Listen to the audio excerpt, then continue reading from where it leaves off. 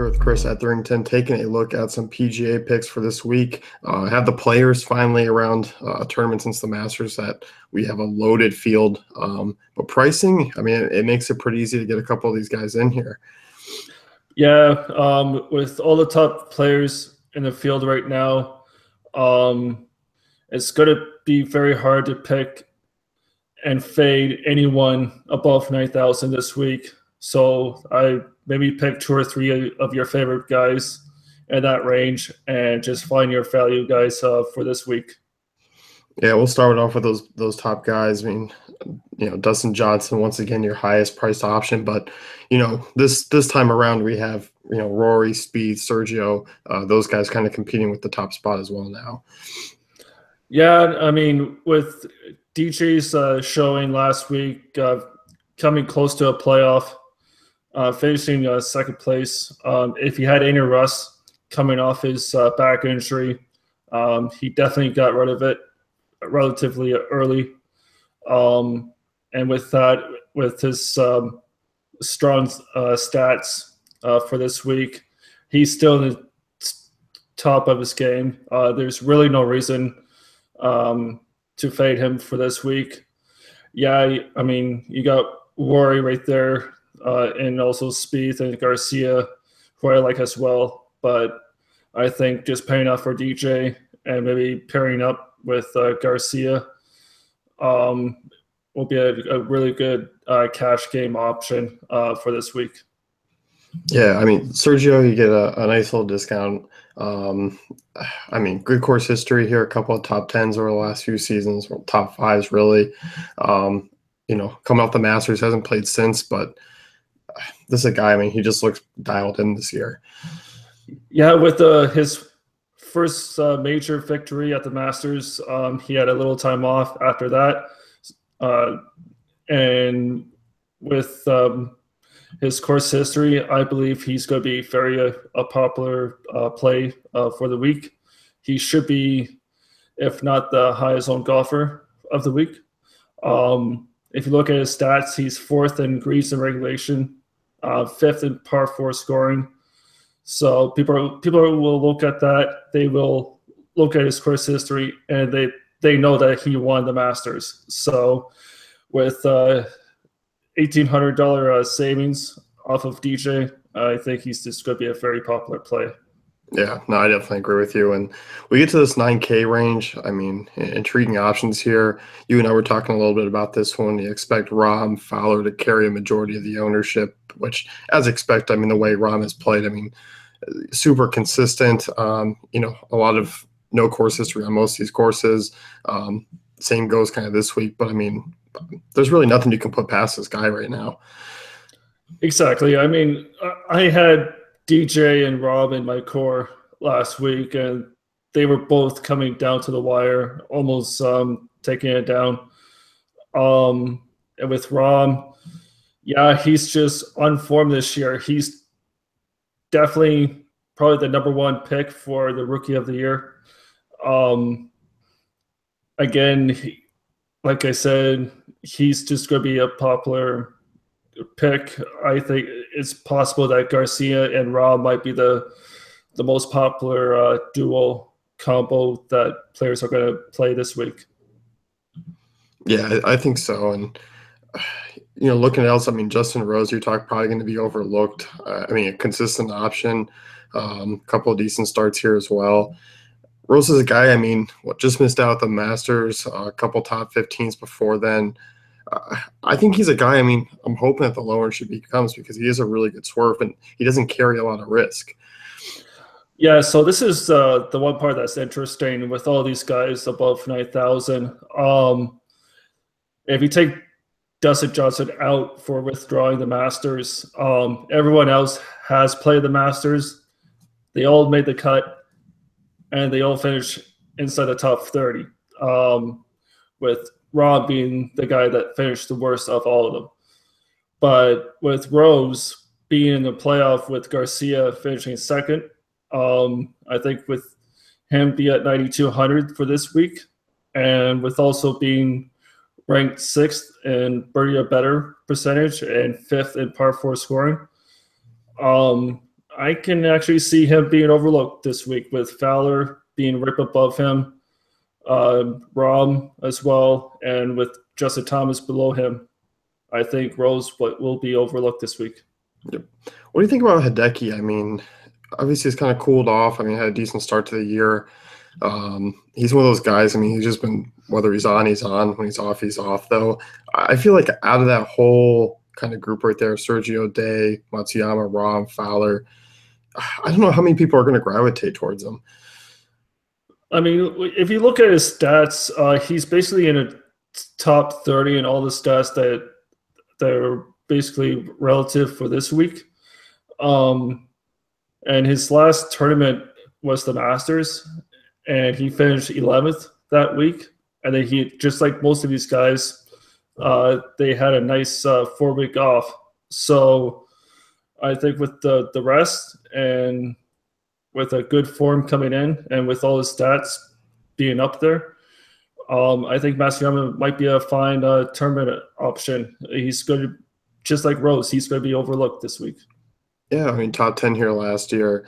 And I kind of think everyone else is a little bit too risky for my taste. I mean, Justin Thomas, Brooks Koepka, I mean, Henrik Stenson, who hasn't been anything for quite some time. But look at those guys. I mean, Thomas, Koepka, wild off the tee. And we were talking before, it's a little bit more narrow for guys like that. Yeah, I think I'm just going to have to fade Thomas for this week, even though his stats look solid for this week. I know that he's a little wild off the tee. And I think one of the driving stats that you may want to look at might be driving accuracy. And I know Thomas is just not that player. He likes to just drive it and find it and hit it again, basically. But, I mean, again, his last tournament, just like most of these guys, was the Masters. And he made the cut. He finished 22nd. So with that, like, he is in form. But knowing that he's a little wild off the tee, I'm just going to have to fade him. Same with Stenson. His form is just off as of right now. So I'm just going to have to fade him for the week. And then moving down, Adam Scott at 8,400. Here's someone that jumped out at me. Decent course history here. He's a guy who's been playing well. I mean, his only missed cut has been at the Houston. Other than that, I mean, I feel like this is a pretty good discount for him for a guy who's pretty consistent, and I feel like does have a shot to win any tournament he's in. Yeah, when you look at his recent form, he finished ninth at the Masters, and he finished 36th last week. So for being at 84 is definitely a nice discount for what we're used to paying him for this year. He's 24th in birdie or better percentage for this week, and he's 44th for racing regulation. So he's one of those guys, as long as he's just putting average of the field, he's probably going to win for the week. That all he needs to do is just putt average, and he might win. I know a guy that you like in that range, Jason Duffner, 7,800. I mean, this is a guy who's been very consistent this year. Yeah, he's becoming one of the more consistent ball strikers of the season. He has made his last 3 cuts. His last event was the RBC Heritage, finishing 11th. He is ranked 5th in par 4 scoring, 17th in proximity. So being at 7,800, he might be a bit popular around here, but I think with his stats and with him getting into form, I think he's a fine play for both cash and tournaments this week. And we get Francisco Molinari back at a normal price for him, which is nice to see. He was priced up quite a bit last week, as most were. He's another guy I just find very consistent. I mean, good off the tee, decent putter. I mean, he kind of just grades out as a really solid option at 7,700, and a couple decent finishes over the last few seasons.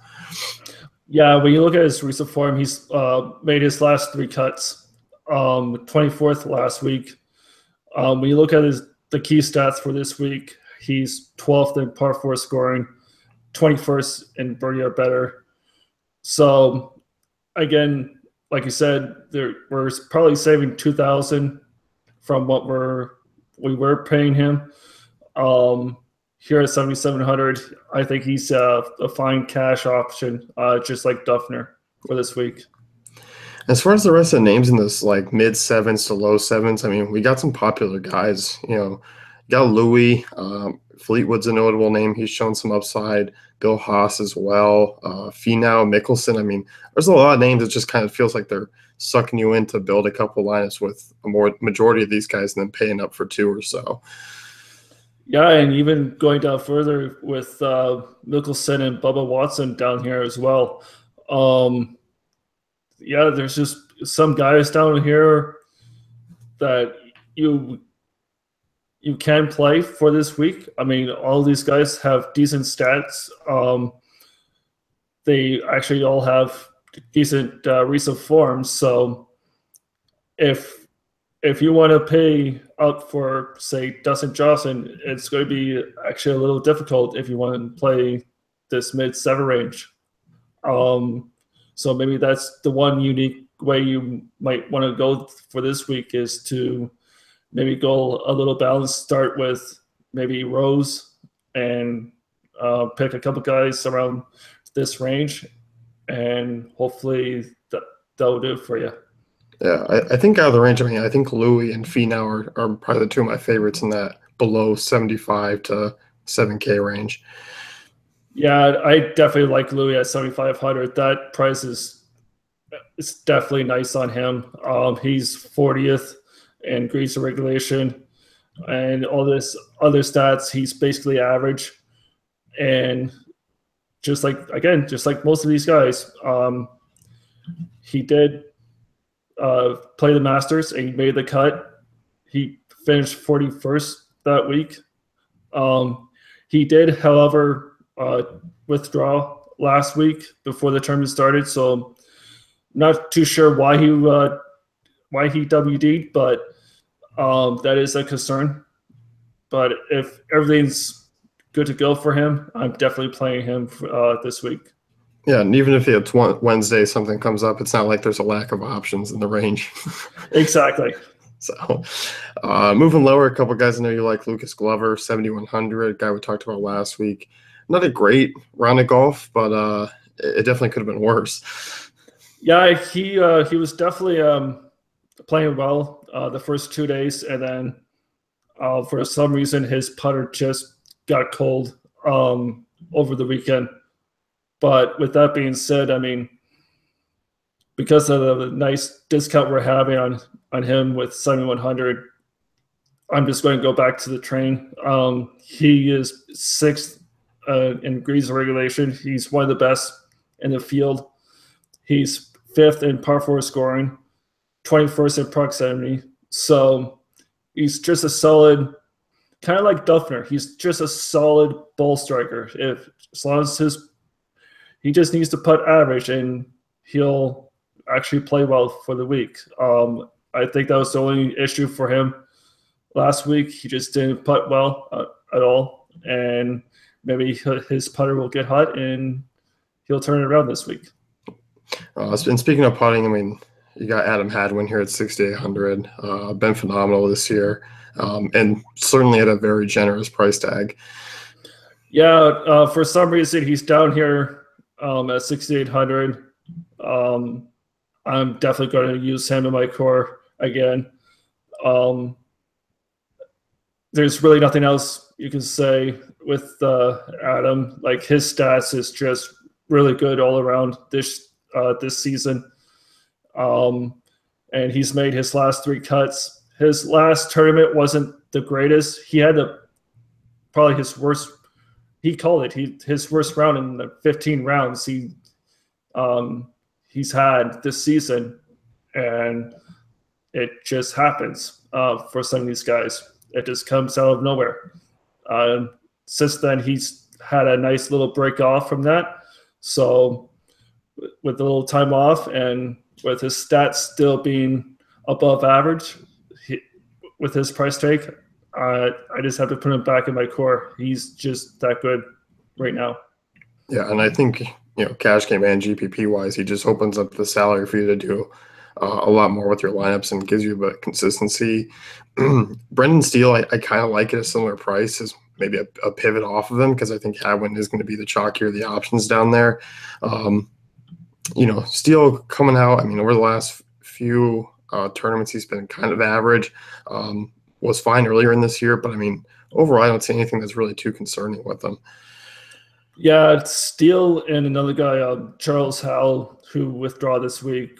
Both were really good at the beginning of the season, and then they just sort of falter off a little bit. But Steele, again, I mean, when you look at the stats for this week, he is 12th in par 4 scoring for the year and 25th for proximity, and he's actually first in scrambling this year. So with his 2 made cuts in his last 2 tournaments that he played, I think at 6,900 he might be a nice little pivot in tournaments. Not too many people will probably play him this week.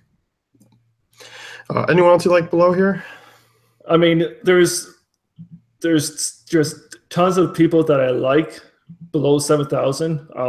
Like you got Wiesberger down here, who's been on form on the European. He won a few weeks ago. He finished 4th a couple weeks ago. You got Brendan Grace as well, who's also getting into form.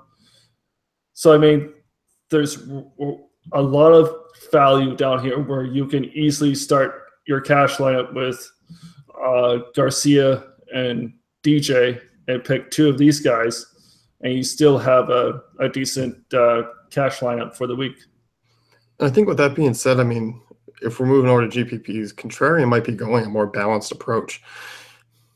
Yeah, I think for GPPs, if you want to start, let's say, Matsuyama or Justin Rose, I think just by fading the top guys over 10,000, you're going to be probably below the 10% of the field in GPPs that are not doing that.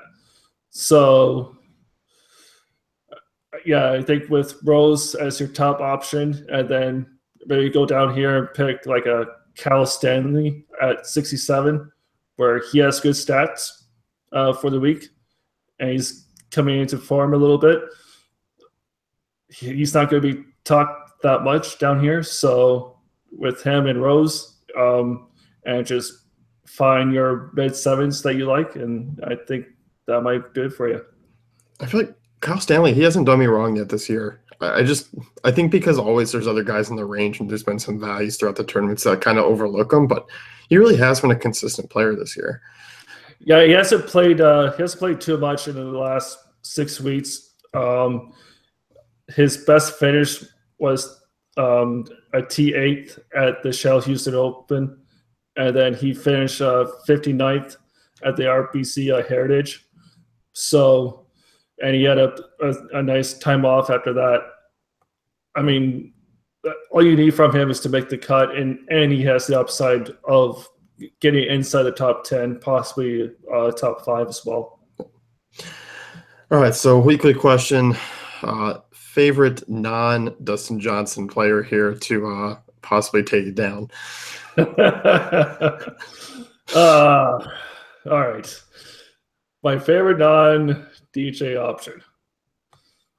I think, you know what? I think Rose might have a little sneaky contention for this week. I think Rose might get it done if it's not DJ. I like that. Yeah, I definitely like Rose. I'm gonna go out. I'll say Hideki Matsuyama. We'll see if he can make a run here. There you go. So, if you want to check out Chris's core, you can head over to DaveFantasyCafe.com. It is up on the site now. And good luck, everyone.